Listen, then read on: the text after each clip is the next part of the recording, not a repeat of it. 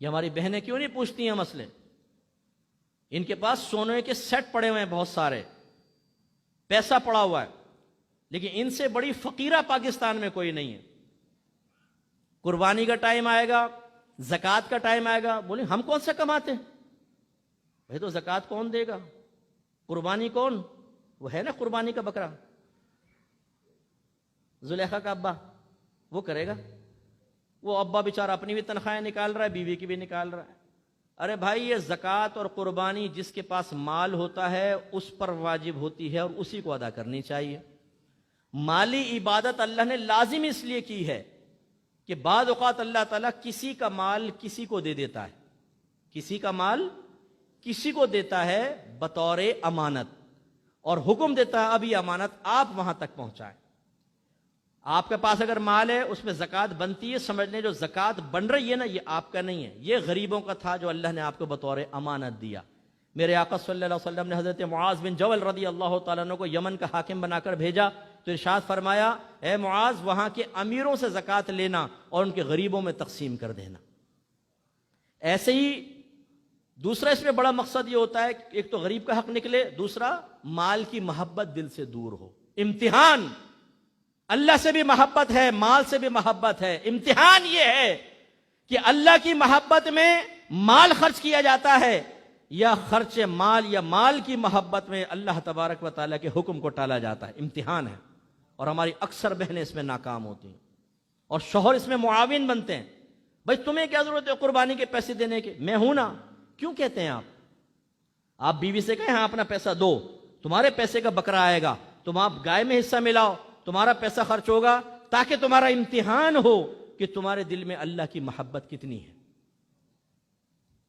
ہم خود بعض اوقات اپنی محبت کے اظہار میں دشمنی کر رہے ہوتے ہیں، بیوی کا پیسہ لے کر خرچ کریں۔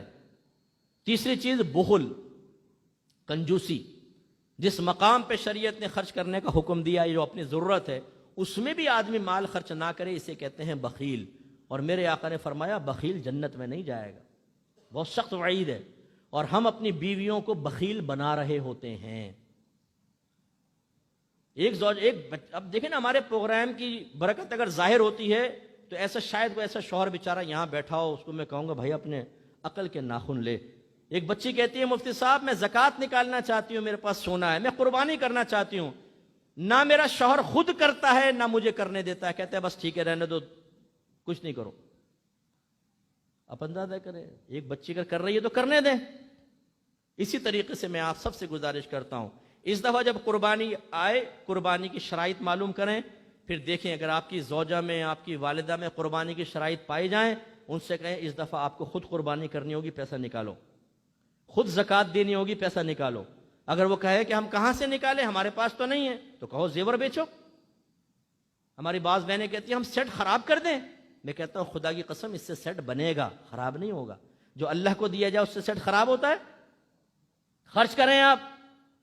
یہ سیٹ بروز قیامت آپ کے نبی نے ارشاد فرمایا جو سونے اور چاندی کی زکوٰۃ نہیں نکالے گا میدان محشر میں اس سونا اور چاندی کو آگ میں تپایا جائے گا، اور جس نے زکوٰۃ نہیں نکالی ہوگی پھر اس گرم سونا اور چاندی سے اس کے پہلوؤں کو داغا جائے گا، لگایا جائے گا۔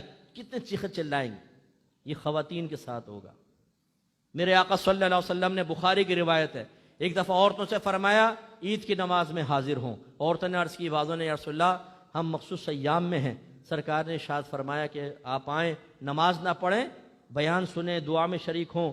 کسی نے کہا میرے پاس چادر نہیں ہے، سرکار نے فرمایا اپنی سہیلی سے چادر لیں اور پہنچیں۔ عورتیں پہنچی، سرکار نے پہلے نماز پڑھائی، پھر گمان فرمایا، ایک صحابی کہتے ہیں سرکار نے گمان فرمایا کہ میری آواز عورتوں تک نہیں آئی تو عورتوں کے پاس آئے۔ بلال رضی اللہ تعالیٰ عنہ بھی ساتھ تھے۔ سرکار نے عورتوں کو صدقے کی ترغیب دی کہ صدقہ دو، جنت حاصل کرو۔ روایت میں ہے کہ حضرت بلال نے اپنی قمیص کا دامن اوپر کیا، عورتوں نے اپنے کان کی بالیاں، اپنے زیور اتار کر سرکار کو دے دی۔ یہ صدقے کی ترغیب دی سرکار نے نفلی صدقے کے لیے۔ میرے آقا مانگ رہے ہیں، میرے آقا کی برکت سے سب کچھ ملا ہے، انہی کے نام پر، انہی کے کہنے پر اللہ کی رضا کے لیے دیں گے تو اللہ تعالیٰ محروم کوئی کرے گا، جنت حاصل ہوگی۔ اور ہماری بہنیں سونے کو سمیٹ کر بیٹھی ہوئی ہیں۔ آج جو بہنیں ہیں یہ گھر جا کے اپنا احتساب کریں کتنے سالوں سے آپ نے حساب کتاب نہیں کیا.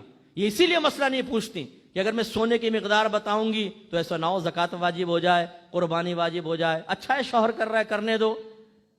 تو یہ سونا آپ کے پاس رہے گا تو نہیں؟ کیا کریں گی پھر آپ؟ مرنے سے پہلے کہیں گی یہ میری بیٹی کو دے دینا, یہ بڑی بیٹی کو, یہ بیٹا کما رہا ہے اس کی بہو کو دے دینا. اور اماں گئی. اب آخرت میں ان کے ساتھ ہو گیا حساب کتاب شروع. بچے اپنے اس سونے پہ عیش کر رہے ہیں اور آپ عذاب قبر بھگت رہی ہیں. میدان محشر کی ذلت آپ کی طرف متوجہ ہوگی. اس لیے بخل نکالیں اور اس چیز کو اپنے پر نافذ کریں.